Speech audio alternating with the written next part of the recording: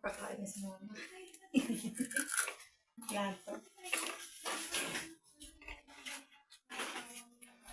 Ito ang pagkain ko. Hapunan.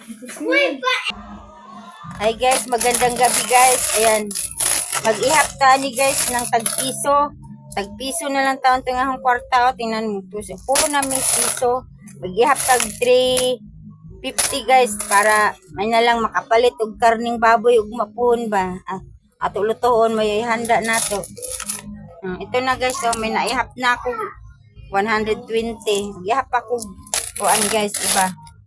Para makaabot ng 350 guys. At tag 350 man ang kilo sa among baboy diri sa lugar namo.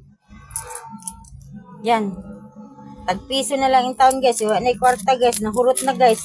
Kay mag-ihap na lang sa tanig tag piso. Yan oh. Yan. Pila na ba na? 2, 4, 6, 8, 10. Oh, 140 pa in taon. Nahurot siguro ni. Yun lang guys. Maraming salamat. Yan. Tag-piso na lang ang among giihap ani.